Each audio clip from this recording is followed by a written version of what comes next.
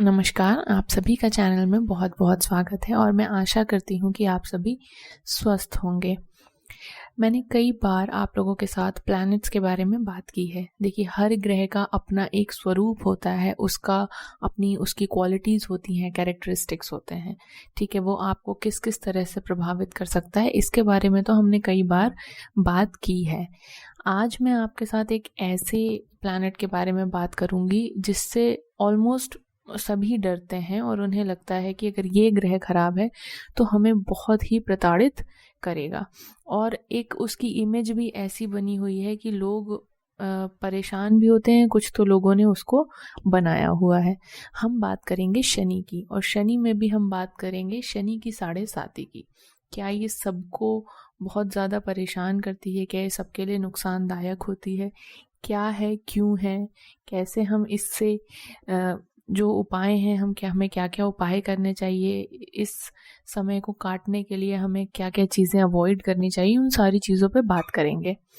तो उससे पहले समझ लेते हैं कि शनि की 7.5 क्या है। देखिए, सबसे पहले तो हमें ये समझना होगा कि कोई भी ग्रह हमारा शत्रु नहीं है ना, कि कोई हमारा दुश्मन नहीं है कि ऊपर जो ग्रह हैं वो बैठ के ये सोच रहे हैं कि हमें इस व्यक्ति को कैसे परेशान करना है। ऐसा कुछ भी नहीं है और ऐसा होता ही नहीं है। तो किसी भी ग्रह को ये समझना कि ये ग्रह मेरा बुरा है, ये मेरा बुरा चाहता है, तो ऐसा नहीं है। कुछ भी है, जो भी चीज़ें हैं, ग्रह आपके खराब हैं, आपको उनका बुरा प्रभाव मिल रहा है, नकारात्मक प्रभाव मिल रहा है, तो वो भी आपके ही कर्मों का फल है जो आपको मिल रहा है। और स्पेशली अगर हम बात करें शनि की, तो शनि को जो है वो न्याय देवता यानी कि न्याय प्रिय माना जाता है। शनि जो है वो न्याय प्रिय है, ठीक है, कर्म देवता है। आपके कर्म जैसे होंगे, अच्छे होंगे, तो आपको अच्छा प्रभाव मिलेगा, शनि का सपोर्ट मिलेगा। अगर आपके कर्म बुरे हैं, अभी तक आप बुरा करते आए हैं, या जो आपके प्रारब्ध हैं वो बुरे हैं, तो फिर आपको नकारात्मक प्रभाव मिलेगा और आपको समय जो है वो आपके लिए कठिन रहेगा। जो 7.5 का समय है वो आपके लिए कठिन रहेगा, या कोई भी अन्य ग्रह अगर आपको नेगेटिव परिणाम दे रहा है तो आपके कर्मों के बेसिस पर ही दे रहा है। तो सबसे पहले आपको जो चीज़ करनी है, मैं कहती हूँ कोई भी रेमेडी तभी काम करेगी जब आप अपने भाव है, जो आप अपने आप की जो आपकी सोच है, आप उसे अच्छा रखेंगे। तो उसे अच्छा रखना बहुत ज़रूरी है। किसी से भी जलन ईर्ष्या करके कुछ भी नहीं मिलने वाला है, उससे कोई फ़ायदा नहीं होगा, आप अपना नुकसान ही करेंगे। कहा जाता है कि शनि एक राजा को कंगाल बना सकते हैं, राजा को रंक बना सकते हैं, और एक कंगाल को राजा भी बना सकते हैं, क्योंकि हम देखते हैं शनि को आयु और समृद्धि से जोड़ा जाता है। तो अगर आपकी जो आयु है, यानी कि आपकी लाइफ पे भी शनि का कंट्रोल होता है, और दूसरा आपकी सुख समृद्धि यानी कि फाइनेंशियल जो स्टेबिलिटी है। मैंने कई बार कहा है, हथेली में जो भाग्य रेखा होती है वो शनि रेखा ही होती है। तो अगर आपको फाइनेंशियली स्टेबल होना है तो उसके लिए भी आपका शनि का अच्छा होना बहुत ज़रूरी है। और शनि आपका अच्छा तभी होगा जब आप अपने कर्म अच्छे रखेंगे। देखिए, वैदिक ज्योतिष के अनुसार जो शनि की 7.5 है, ठीक, वो 7 साल तक चलने वाली ग्रह की एक दशा है। ठीक, देखिए, चरणों की बात तो हम वहाँ तक तो हम बाद में पहुँचते हैं। सबसे पहले जब इंसान को ये पता चलता है कि अच्छा मेरी 7.5 आने वाली है या मेरी 7.5 चल रही है, तो वो वैसे ही परेशान हो जाता है। उसका दिमाग जो है वो वैसे ही काम करने लग जाएगा। वो परेशान पहले से ही हो जाएगा कि ओहो मेरी तो 7.5 चल रही है, अब तो मुझे परेशानी ही परेशानी होगी। तो ऐसा नहीं है, और आपको ऐसा सोचने की ज़रूरत भी नहीं है। पहली चीज़, जैसा मैंने अभी बताया कि अगर आप अच्छे काम करते आए हैं तो आपकी 7.5 कब निकल जाएगी आपको पता ही नहीं चलेगा। हाँ, लेकिन अगर आपके कुछ काम ऐसे रहे हैं जिनका जो आपको दंड है, या फिर आप कहें कि जिनका फल आपको मिलेगा, तो वो आपको इस पीरियड में ज़रूर मिलेगा, और अच्छे किए हैं तो अच्छा भी मिलेगा, ऐसा नहीं है। ठीक है, आगे चरणों की बात करने से पहले बात करते हैं कि शनि की जब 7.5 चलती है, या आपको ऐसी जो ये दशा आती है, तो उस टाइम पे किन किन जो बॉडी पार्ट्स हैं, आपके शरीर के कौन कौन से अंग हैं जिन पे आपको इनका प्रभाव देखने को मिलेगा, और उन पे आपको ध्यान देने की बहुत ज़्यादा ज़रूरत है। पहली चीज़, दर्द। विशेष रूप से जो आपकी हड्डियां हैं उनमें आपको दर्द होगा, या फिर इस तरह की परेशानी आना शुरू होगी, जोड़ों में, जॉइंट्स में।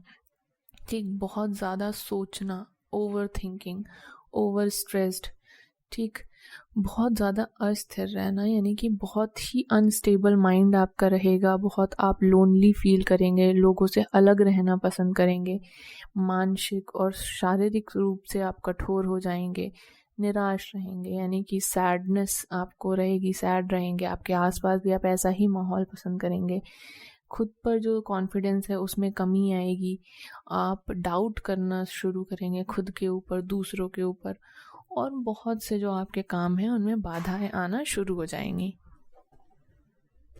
तो आपको बहुत ध्यान देना है अपने शरीर को भी लेके, आपको बहुत पंक्चुअल रहना है, ऑर्गेनाइज रहना है।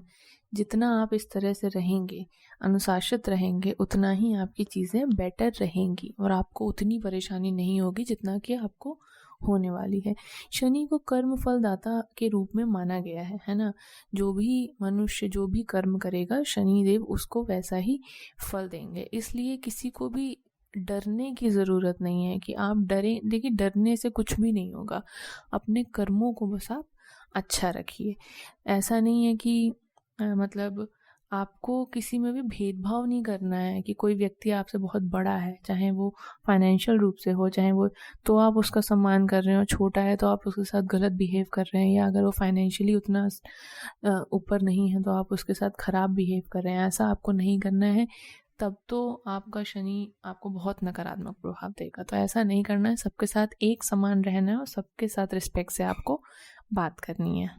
अब बात करते हैं हम इनके चरणों के बारे में बात करते हैं, क्योंकि शनि की जो 7.5 है उसको 3 चरणों में डिवाइड किया गया है। तो अगर पहले चरण की बात करें तो इस टाइम पे क्या होगा कि आपको फाइनेंशियल जो है परेशानी होनी थोड़ी थोड़ी शुरू होगी। साथ ही आपकी जो इनकम है वो कम होगी और एक्सपेंस बढ़ेंगे, यानी कि आमदनी कम होगी लेकिन खर्चे जो हैं वो अनलिमिटेड आते जाएंगे। आपको नींद से जुड़ी हुई समस्याएं, यानी कि नींद पूरी ना होना, इस तरह की समस्याएं आपको होनी शुरू हो जाएंगी। साथ ही साथ जो आपकी मैरिड लाइफ है ना, उसमें भी परेशानी आना शुरू हो जाएगी। दोनों लोग के जो विचार हैं, मत हैं, वो एक दूसरे से अलग होने शुरू हो जाएंगे और आपस में लड़ाई झगड़ा शुरू हो जाएगा। जब सेकेंड चरण आता है 7.5 का, तो उस टाइम पे आपको बिजनेस में परेशानी आनी शुरू होगी, पारिवारिक जीवन में उतार चढ़ाव आने लग जाएगा, यानी कि जो भी आपके रिश्तेदार हैं और घर परिवार के लोग हैं उनसे आपकी अनबन होनी शुरू हो जाएगी, परेशानी होने लग जाएगी उन लोगों से। साथ ही आपको घर से दूर भी रहना पड़ सकता है, क्योंकि जैसे मैंने आपको बताया, आपको अकेलापन, इन सब चीज़ों की तरफ बढ़ते जाएंगे तो घर से दूर भी रहना पड़ सकता है काफ़ी समय के लिए, लॉन्ग ट्रैवल भी करना पड़ सकता है, शारीरिक क्या बोलते हैं परेशानी भी आपको हो सकती है, धन संपत्ति इन सब से रिलेटेड भी परेशानी हो सकती है। साथ ही दोस्तों और मतलब जो भी आपके क्लोज होंगे उनसे आप दूर होंगे इस पीरियड में, थोड़ा सा अकेलापन रहेगा। इसके बाद जो थर्ड चरण आता है, यानी कि तीसरा चरण में आपको भौतिक सुखों का लाभ मिलना मुश्किल होगा, यानी कि आपकी भाग दौड़ और जीवन इतना ज़्यादा बिजी रहेगा बहुत सारी चीज़ों में कि आपको उतना आराम नहीं मिल पाएगा जितना आपको मिलना चाहिए। संतानों से भी आपकी जो संतान होंगी उनसे आपके विचार विभिन्न होते जाएंगे, लड़ाई झगड़ा, मतलब एक तरह से आप ये जो टाइम पीरियड रहेगा उसमें मानसिक रूप से बहुत ज़्यादा परेशान रहेंगे। तो आपको ये चीज़ ध्यान रखनी है कि आप खुद को कैसे मानसिक रूप से बचाते हैं। पहली चीज़, आपको लड़ाई झगड़ा ये सारी चीज़ें अवॉइड करनी होंगी, मेडिटेशन ज़रूर से ज़रूर करना होगा, और कोई भी तरीका नहीं है इस चीज़ से बच के रहने के लिए। उपाय मैं अभी आगे आपको और भी बता दूंगी, लेकिन एक चीज़ जो आपको ध्यान रखनी है वो है मेडिटेशन, यानी कि ध्यान ज़रूर से ज़रूर आपको करना होगा। अब अगर बात करें कि आपको 7.5 की जो अवधि होगी उस दौरान आपको किन चीज़ों से बचना होगा, उपाय हम आगे डिस्कस करेंगे। अभी हम वो बताने जा रहे हैं कि क्या क्या चीज़ें आपको जो अवॉइड करनी होंगी। पहली चीज़, बहुत ज़्यादा रिस्क टेकिंग आपको काम नहीं करने होंगे। एक नॉर्मल लाइफ जो आप कर रहे हैं, बिजनेस हो चाहे कुछ भी हो, बहुत ज़्यादा रिस्क मत लीजिएगा।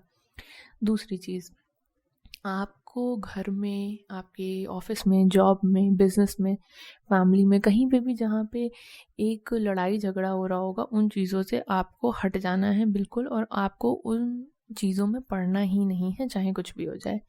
आपको ड्राइविंग करते समय बहुत ज़्यादा सतर्क रहना है, वाहन से बहुत सतर्क रहना है। अकेले आपको ट्रैवल नहीं करना है, स्पेशली रात में। ठीक, किसी भी तरह के इल्लीगल चीज़ों में आपको नहीं फंसना है, चाहे वो आपका हो, किसी और का हो, किसी में नहीं फंसना है।